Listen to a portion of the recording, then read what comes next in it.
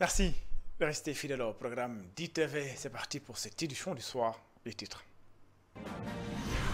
Hommage et reconnaissance de la nation au président du Conseil constitutionnel, Modou Badio Camara.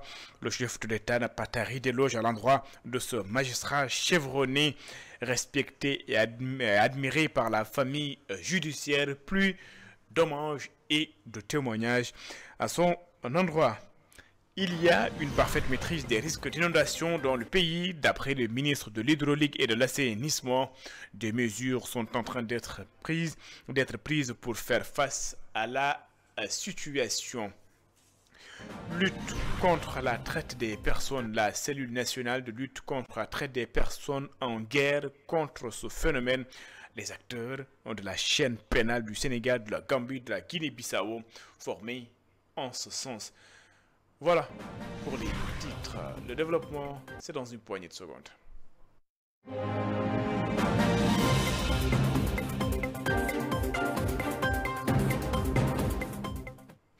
Bonsoir et bienvenue. Hommage et reconnaissance à Mamadou Badio Camara, ancien, désormais président du Conseil constitutionnel, décédé hier à l'âge de 73 ans, puis d'hommage lors de la cérémonie de levée du corps de cet illustre magistrat respecté par toute la famille judiciaire de Yarifal. Dans les discours comme dans les silences, un seul message revenait. Le Sénégal a perdu un homme de valeur. Magistrat, émérite et respecté, Mamadou Badio Camara a marqué ses contemporains par son intégrité, sa droiture et son sens profond du devoir. La famille judiciaire a salué son engagement, sa rigueur et son humilité. Kullu nafsin sa'iqatil maut. Toute âme goûtera à la mort. Certains départs laissent des empreintes profondes. Toujours soucieux du bien-être de ses collaborateurs. À tous les échelons, il parvenait à maintenir une atmosphère conviviale et positive dans les juridictions de tous les niveaux qu'il a eu le privilège de diriger. Cet homme était mon ami pendant des décennies et je l'appelais le grand petit frère. Quand j'étais malade, mi-février, mi-mars en France, il était malade à Genève. Nous sommes rentrés presque en même temps. J'ai perdu un frère. Les larmes mêlées aux prières, la dignité des siens et l'affluence à cette levée du corps traduisent la dimension exceptionnelle du président du Conseil constitutionnel. Mamadou Badio Camara s'en va, laissant derrière lui une empreinte indélébile dans le monde judiciaire et dans le cœur de ceux qui l'ont connu. Alors je puis vous dire que je suis soulagée parce que je l'ai vu à l'occasion de la rentrée des cours et tribunaux. Nous, on l'a connu comme magistrat, comme haut magistrat, c'est vrai, pour qui nous avions beaucoup d'affection. Mais ce que le Sénégal doit retenir, c'est le président du Conseil constitutionnel qui est entré dans l'histoire et qui a osé dire non à la première institution du pays en lui disant « Écoutez, notre pays n'est pas une république bananière, nous devons tenir les élections à bonne date. Nous les avons tenues à bonne date et nous n'avons pas basculé dans le chaos. Nous devons tous lui rendre cet hommage-là et rendre grâce à Allah qu'on ait pu avoir quelqu'un de cette envergure à la tête de cette institution à ce moment crucial. Je voudrais prier quand même pour le repos de son âme et vraiment demander à Dieu de veiller sur sa famille et ses proches. En quittant ce monde, Mamadou Badio Camara ne laisse pas un vide, mais un héritage, celui d'une vie au service de la justice, d'un exemple qui continuera d'inspirer les générations futures. Son nom restera gravé non seulement dans les annales du droit, mais surtout dans la mémoire collective d'un peuple reconnaissant. Le chef de l'État, justement, rend hommage à un magistrat d'exception et chevronné. Pour Bassirou Diomaye Faye, le Sénégal a perdu un grand nom du système judiciaire, le chef de l'État, que je vous propose d'écouter. En ces moments solennels empreints de tristesse et d'émotion, nous sommes rassemblés pour rendre un dernier hommage à M. Mamadou Badio Camara, un homme qui a consacré l'essentiel de sa vie au droit, à la justice et à la République. Monsieur le Président du Conseil constitutionnel, par ma voix, la nation sénégalaise, qui vous a déjà exprimé sa reconnaissance en vous élevant au grade de magistrat honoraire en qualité de premier président de la Cour suprême, vous réitère toute sa gratitude républicaine. Pour ma part, résonnent encore dans mes pensées les fortes recommandations qui furent celles de M. Mamadou Badio Camara sur les difficultés inhérentes à l'exercice du pouvoir lors de la cérémonie de prestation de serment du président de la République. Les générations de magistrats que vous avez formés à l'école de magistrature garderont les souvenirs de vos compétences pédagogiques, reposant sur une rigueur intellectuelle sans commune mesure. Durant votre carrière, vous avez su susciter le respect et l'admiration de vos pairs et de toute la grande famille judiciaire. Nous garderons de vous l'image d'un magistrat rigoureux, compétent, humble et à la parole mesurée. Mais au-delà des fonctions et des titres, il y avait l'homme. L'homme que ses amis racontent comme étant bienveillant, discret, courtois, toujours à l'écoute. Monsieur le Président du Conseil constitutionnel, vous avez vécu votre destin comme chacun d'entre nous le subira un jour. À ses épouses, à ses enfants, à ses proches et à ceux qui ont partagé ses joies et porté ses combats, nous adressons nos pensées les plus sincères, notre affection et notre gratitude. Au nom de la République, de la grande famille judiciaire et de la nation sénégalaise, je voudrais présenter mes condoléances les plus attristées à toute votre famille. Qu'Allah le Tout-Puissant vous réserve une place de choix dans son paradis céleste. Le Rassemblement des travailleurs du Sénégal a battu le macadam cet après-midi. Ses membres fustigent la manière dont ils ont été licenciés. Ils exigent leur réintégration et menacent de passer à la vitesse supérieure si rien n'est fait. Je vous propose de suivre quelques réactions donc des manifestants, mais également des soutiens de ces manifestants. Ils sont ici au micro de Satou Diba et Cheikh Ahmed Tidiane Diouf. L'objectif de cette marche est de l'arrêter parce que nous, en tant que des citoyens responsables, en tant que collectif, nous avons saisi le président de la République depuis le 30 janvier, le Premier ministre depuis le 29 janvier, le ministre du Travail depuis le 30 janvier, le Haut Conseil du dialogue social et les 165 députés de l'Assemblée nationale ont été saisis par courrier. Mais nous déplorons aussi aujourd'hui le silence radio de cette Assemblée nationale qui est pressée de voter une loi d'interprétation en laissant des Sénégalais qui sont dévincés de leur poste et leurs familles sont en train d'être disloquées. L'éducation de nos enfants aujourd'hui est en jeu, notre santé est en jeu, la santé de nos familles est en jeu. Aujourd'hui, nous sommes même épinglés par les banques, par les prêts. C'est pas ce qu'ils avaient promis. Si le gouvernement ne reçoit pas, nous faisons vers une première mai rouge. Après cette première mai, chaque vendredi de chaque mois, nous organisons une marche et même programmer des demandes d'asile dans beaucoup d'ambassades parce que nous ne nous sentons plus en sécurité dans notre pays où on avait nos contrats. Ici, il y a des agents du port. L'IFERA, il y a 26 000. Du port, il y a 781. De la SAPCO, il y a 85. Le total, ça fait 30 800 salariés répertoriés. Je défie l'État du Sénégal aujourd'hui. N'importe quel DG, nous sommes prêts à faire face sur un débat plateau là où ils veulent pour le défier sur ces chiffres-là qu'on peut prouver. Ce sont des Sénégalais, ni des Zérois, ni des Congolais. Nous ne sommes pas prêts et nous ne faisons pas partie de ces patriotes, des 17 patriotes qui veulent partir en Espagne, ni au Qatar. Nous sommes les vrais patriotes qui veulent rester ici et servir leur pays, la nation, le Sénégal. Nous interpellons l'État du Sénégal à comprendre que derrière le salaire, c'est toute une famille qui est stable. Enlever à une personne son salaire, son travail, sans respecter les droits du travail, c'est du totalitarisme. Et nous ferons face, et nous les invitons à prendre à bras le corps cette question qui interpelle 30 000 âmes de Sénégalais, dont le seul tort est de travailler normalement, de travailler sincèrement, d'appartenir parfois à des camps qui sont différents des autres. Je dis simplement, Monsieur le Président de la République, vous appelez à un dialogue. Le meilleur et le plus urgent du moment, c'est le dialogue avec les travailleurs du Sénégalais.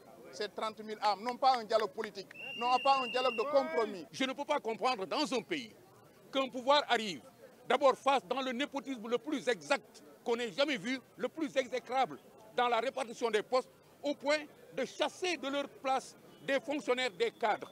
Mais maintenant, aller au-delà de cela pour entrer dans l'État, dans l'appareil d'État, dans les sociétés d'État, pour renvoyer des travailleurs à tous les échelons afin de pouvoir mettre son personnel politique, ça c'est extraordinaire. Et ça nous conduit à des horizons dangereux.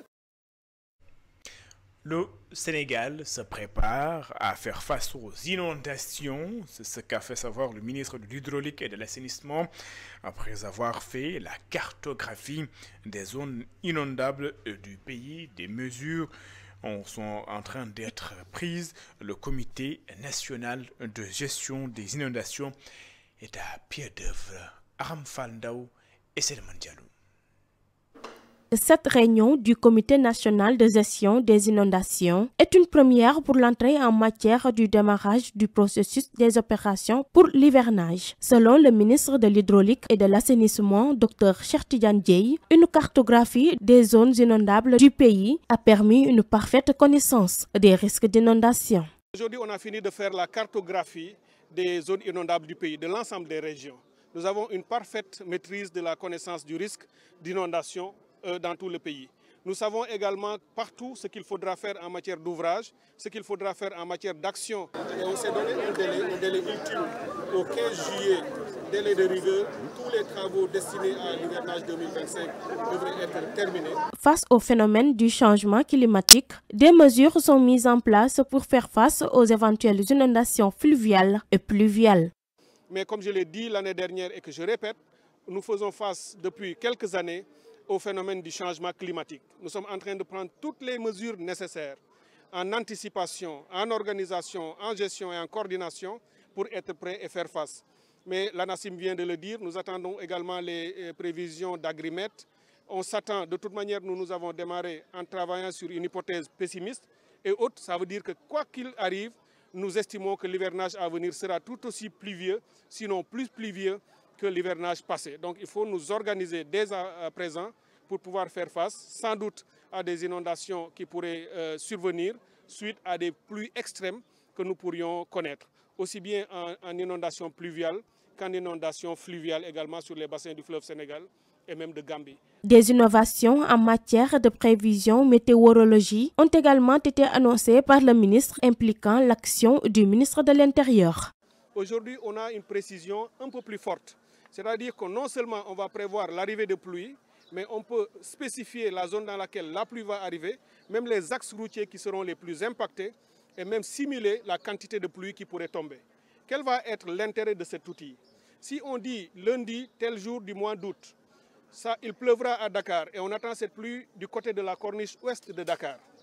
On attend une centaine de millimètres ou 150 millimètres de pluie pourrait tomber sur la corniche, mais plus encore, on va dire la pluie pourrait tomber entre 10h et 12h. Cela nous amènera à prendre les dispositions. Le ministère de l'Intérieur pourra dire, comme il y a ce risque d'inondation sur cet axe, il faudra peut-être fermer l'axe de la corniche pendant 2 heures de temps pour éviter que les populations s'y engagent et qu'ils soient coincés dans les eaux. Le point a également été fait sur la cartographie de toutes les zones sensibles du pays et la planification spatiale des opérations pré-hivernage prévues par les structures opérationnelles afin d'anticiper sur les risques d'inondation au Sénégal. Aram Falndao, gestion des inondations. Le coordonnateur de la plateforme Nailer est formel. Si les opérations pré-hivernales ne sont pas faites avec la manière, le Sénégal va continuer à subir les inondations.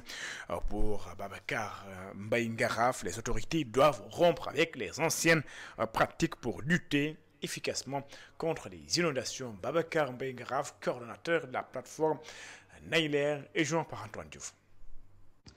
Bon, en fait, nous avons toujours dit que les inondations ne se gèrent pas pendant l'hivernage.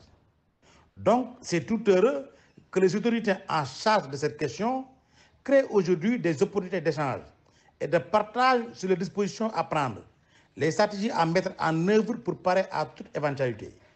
Souhaitons seulement que ce ne soit une rencontre de plus parmi ces nombreuses rencontres, souvent très coûteuses aux contribuables sénégalais, sans résultat réel sur la lutte effective contre les inondations. franchement, on ne veut plus connaître ce que nous connaissions jusqu'ici, c'est-à-dire un éternel recommencement. Nous persistons et signons en prenant l'opinion à témoin.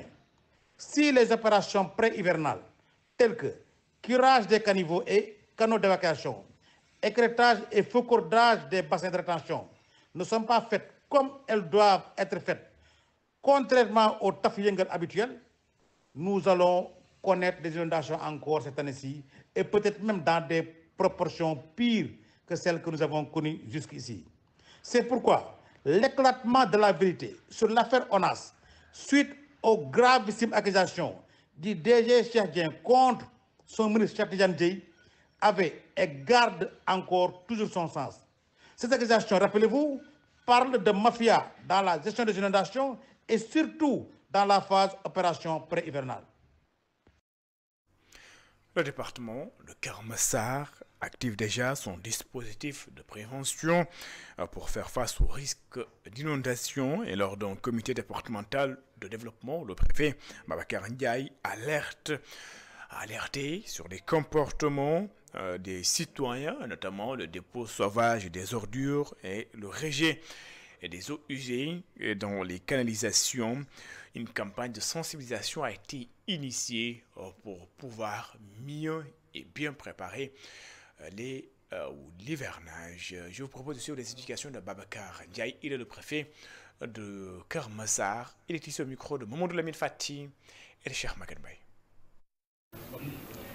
De convoquer un comité départemental de développement consacré au bilan des opérations de prévention et de gestion des inondations de l'année 2024, mais également à la réflexion pour mettre en place un dispositif efficace de prévention et de lutte pour l'hivernage à venir. Les services de l'État sont à pied d'œuvre, ainsi que les entreprises qui ont été commises à cet effet, pour réaliser les travaux prévus. Mais en attendant, il nous faut prévoir un dispositif de riposte au cas où il y aurait des inondations. Ce dispositif comporte des opérations de prévention, mais également des opérations d'intervention en cas d'inondation. Et nous sommes rassurés par le fait que toutes les directions générales se sont déjà mobilisées pour se déployer à temps. L'État est en train de faire des ouvrages. L'État est en train de faire des réalisations pour lutter, pour enrayer définitivement les inondations. Mais à côté, nous l'avons tous constaté, il y a des populations qui versent des ordures dans le réseau. D'autres sont en train de brancher des fosses septiques dans le réseau. Je pense que ces actions ne militent pas en faveur de la prévention et de la lutte contre les inondations. Et puis, nous reparlons de cette affaire du journaliste rédacteur en chef du groupe des médias Simon Faye, placé en garde à vue. Le SYNPICS réagit. Donc, le syndicat des professionnels de l'information et de la communication du Sénégal dénonce avec vigueur cette arrestation et apporte son soutien au confrère Simon Faye ainsi qu'à l'ensemble du personnel du groupe de presse de des médias. Le SYNPICS rappelle que le journaliste a été convoqué par la brigade des affaires générales et placé en garde à vue au commissariat du port après avoir repris un article publié par le site Afrique Confidentielle, un article qui parle d'une éventuelle convocation d'Ousmane Sonko à Abidjan par Alassane Dramane Ouattara. Le SYNPICS s'étonne de cette arrestation car même si, selon ses membres, Simon Faye fait partie des responsables des rédactions de des médias. Il n'est pas l'auteur de l'article ni le premier diffuseur. Pire, cette pratique rappelle aux confrères sénégalais les dernières années vécues sous le défunt régime avec les arrestations, convocations, emprisonnements tous azimuts des journalistes. Le SYNPICS rappelle d'ailleurs que dans le dernier rapport donc de Reporters sans frontières, le Sénégal est classé à la 94e place sur 180 pays dans le monde. Cette convocation d'un journaliste n'est pas une nouvelle. Connu donc pour son professionnalisme et rigueur et son sérieux, Simon Faye est un journaliste qui bénéficie de l'estime et de la considération de ses pairs. Il n'a jamais fait l'objet d'une quelconque interpellation de la part des autorités policières. Le Synpics espère que Simon Faye pourra donc rentrer chez lui auprès de sa famille, également auprès de ses collègues et reprendre comme d'habitude son travail de journaliste, continuer à donner l'information, la vraie. Le Front pour la défense de la démocratie et de la République fustige ce qu'elle qualifie de gouvernance marquée par l'incompétence. Ses membres dénoncent également un rapport sur les finances publiques dont les conclusions seraient volontairement étouffées. Pour le FDR, l'annonce implicite d'une révision constitutionnelle visant à renforcer les pouvoirs du Premier ministre cacherait une volonté de transférer de manière anticonstitutionnelle l'exécutif à une figure non élue, ouvrant ainsi la voie à ce qu'il qualifie d'un État Sonko.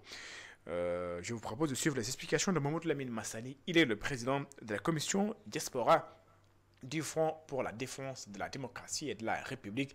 Il est ici au micro de Satou Diba de Barso. Les Sénégalais qui subissent de plein fouet la politique antinationale et antisociale du pouvoir passif sont de plus en plus nombreux à ne nourrir aucune illusion concernant ces promesses creuses suivies de reniement et ces manipulations grossières.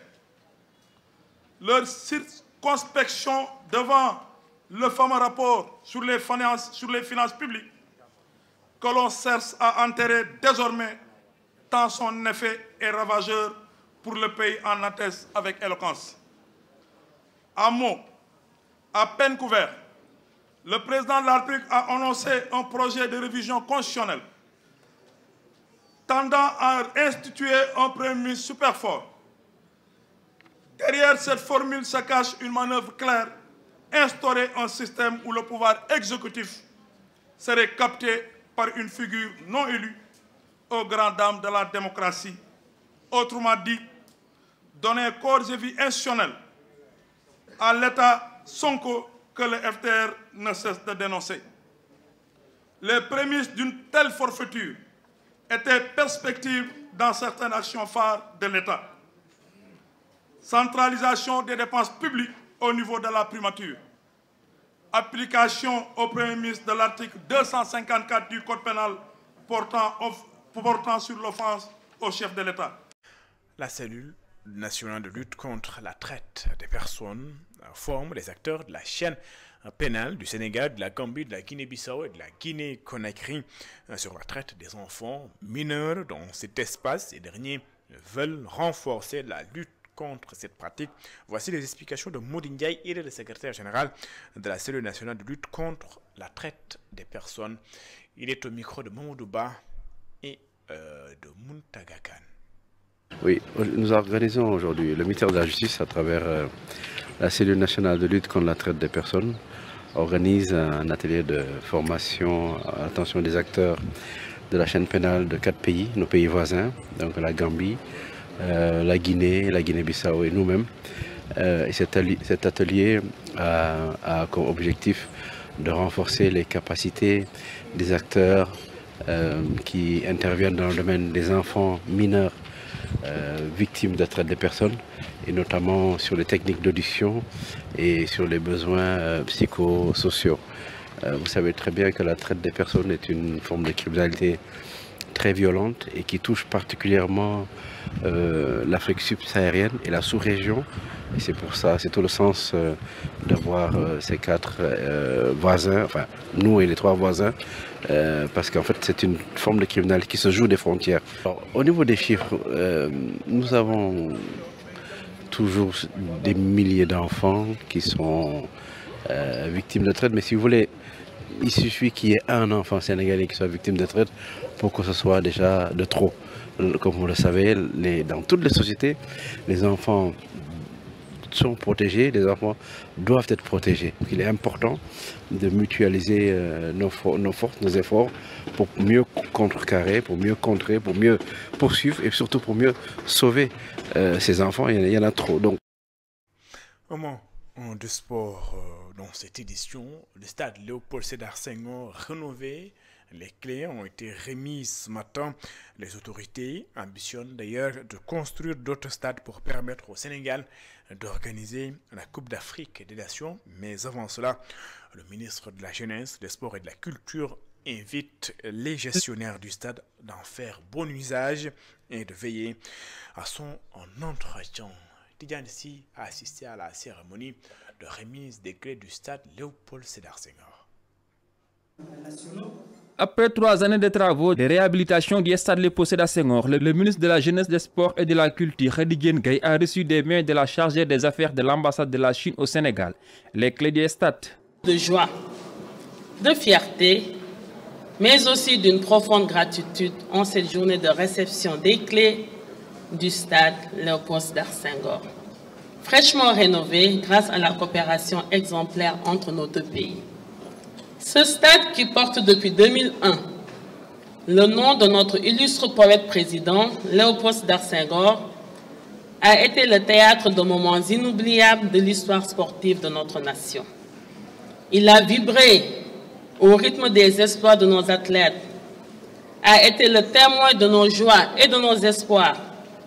Aujourd'hui, grâce à cette réhabilitation, il est prêt à écrire de nouveaux chapitres glorieux. Satisfait du résultat des travaux, le ministre n'a pas manqué de remercier la Chine.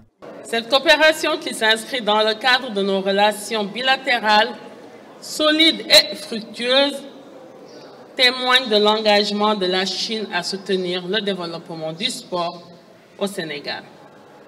La réhabilitation du stade Léopold Sédar Senghor est bien plus qu'une simple rénovation d'infrastructures. Elle symbolise notre volonté commune de promouvoir le sport comme vecteur de développement humain, de cohésion sociale et de rayonnement international. Prenant la parole, la chargée des affaires de l'ambassade de la Chine assure que le projet est allé même au-delà de la réhabilitation. Malgré de nombreux défis, les travaux ont été effectués en pleine efficacité et ont surmonté des difficultés techniques majeures. Le projet a également permis de former plus de 500 techniciens sénégalais, favorisant ainsi le transfert de compétences.